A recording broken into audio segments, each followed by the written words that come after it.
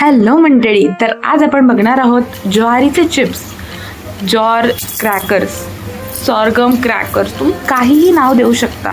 आवाज बघताय ना, अगदी करून करून येतोय. तर हे बनवण्यासाठी काय टिप्स आणि काय ट्रिक्स वापरलेत हे पण मी तुम्हाला पुढे जाऊन सांगणारच आहे. तसंच हे बनवताना कोणती काळजी घेतली नाही तर ते मऊ पडतात, कोणती काळजी घेतली नाही तर ते जळतात. तर हे आपण सगळ्या व्हिडिओमध्ये बघणार आहोत पुढील प्रमाणे. तर सर्वप्रथम आपण काय घ्यायचंय, ज्वारीचं जे पीठ आहे ते व्यवस्थित असं चाळून घ्यायचं आहे. पूर्णपणे फाईन घ्यायचंय, फाईन करून घ्यायचंय. आपल्याला कुठलेही गुठळे नको आहेत त्याच्यामध्ये किंवा कुठलेही पार्टिकल्स नको आहेत. सो व्यवस्थित असं चाळून घ्यायचंय. टाइम लागला तरी चालेल.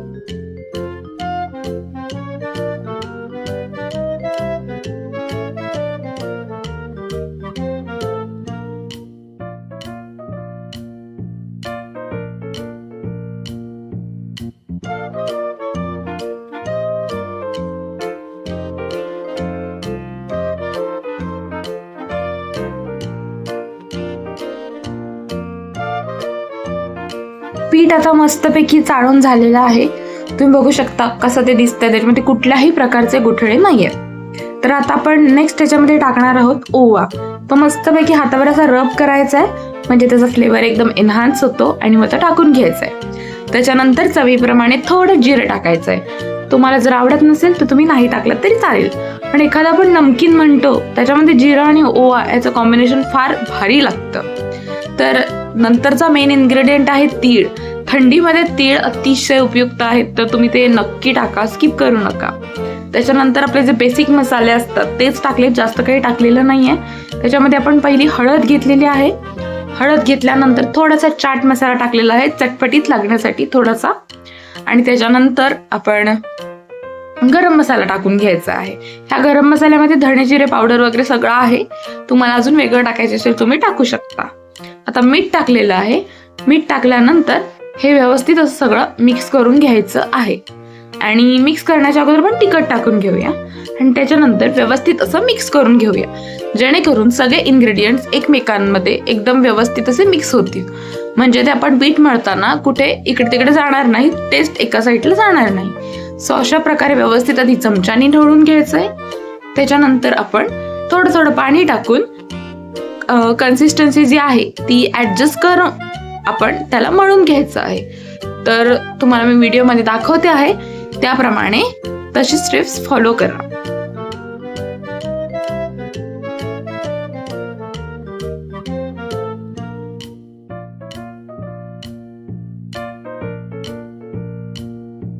व्यवस्थित असं तर मळून घ्यायचं आहे हाताने.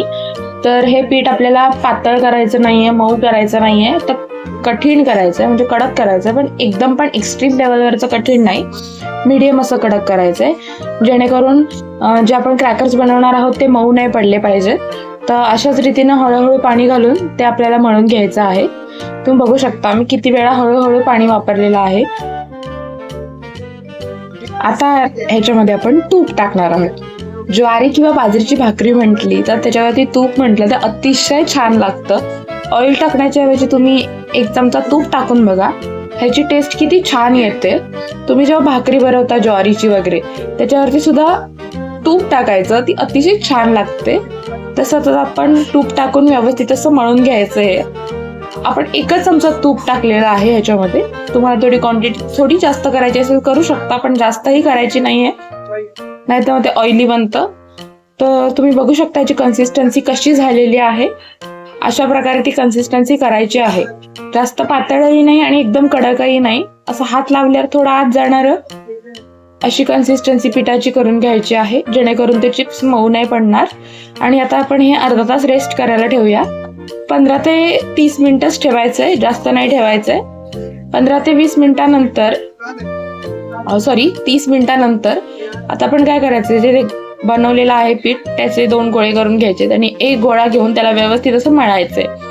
आता ज्वारीचं फ्लोअर असल्यामुळे ह्याच्यात ग्लुटेन 0 असतं, हे ग्लुटेन फ्री असतं.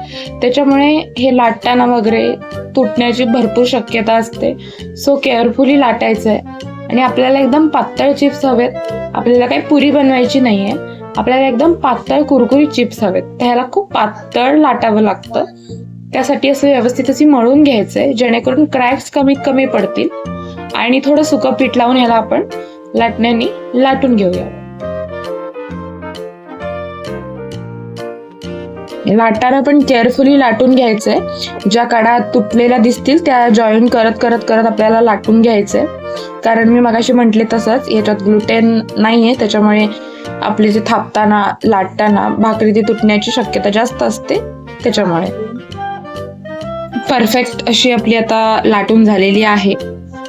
त्याच्यानंतर आपण सुरीनं किंवा तुमच्याकडे काही साईजेसच्या असतील, क्रॅकर साईजेसचे काही मोल्ड असतील, तर त्याच्यानी तुम्ही आता हे कट करून घ्यायचं आहे. मी हे सुरीनं कट करते. जास्त पण याला शेप द्यायला काही जायचं नाहीये, कारण शेवटी ते लाटण्याने जेव्हा आपण लाटतो तेव्हा त्याचे साईजेस इकडे तिकडे होतातच.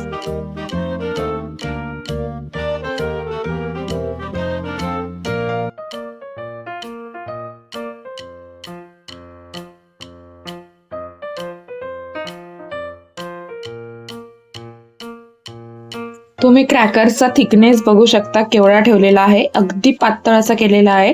ह्याच्यापेक्षा पण पातळ जर तुम्हाला करता येत असेल तर तुम्ही तो नक्की करा. मी एवढाच ठेवलेला आहे कारण ह्याचे पण क्रॅकर्स अगदी कुरकुरीत बनतात.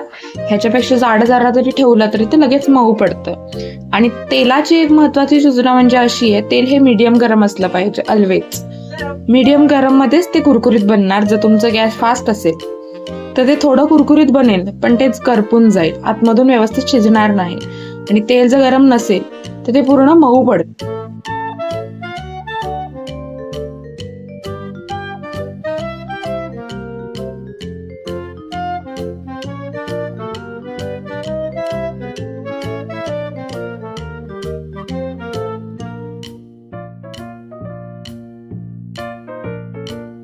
1 मिनिट झाल्यानंतर ह्याला चमच्याने थोडंसं असं प्रेस करायचं आहे. तुम्ही बघू शकता. त्याच्या अगोदर त्याला हलवायचं नाही आहे, नाहीतर ते तुटलं जातं, कुस्करतं. ऑलरेडी ते नाजूक असतं. आणि आता त्याला हळूहळू पलटून घ्यायचं आहे.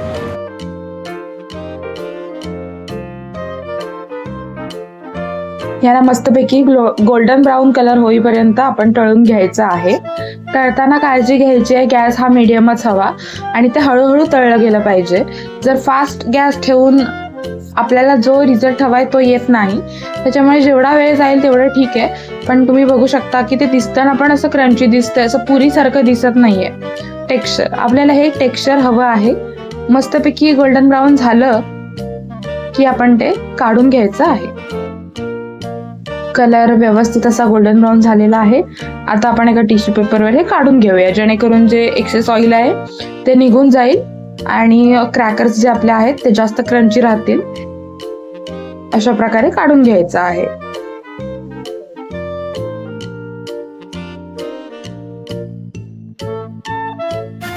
क्रॅकर्सचा क्रंच तुम्ही बघू शकता किती क्रिस्पी झालेले आहेत.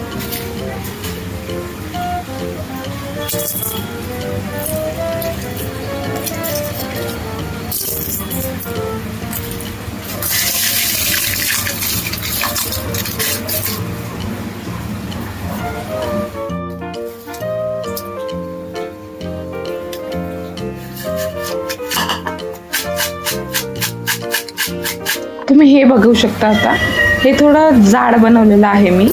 त्याचा आवाज भलेही येत असेल थोडा, पण वरती असं पुरीसारखं स्ट्रक्चर झालेलं आहे त्याचं टेक्स्चर आणि आतमध्ये शिजलेलं नाही आहे.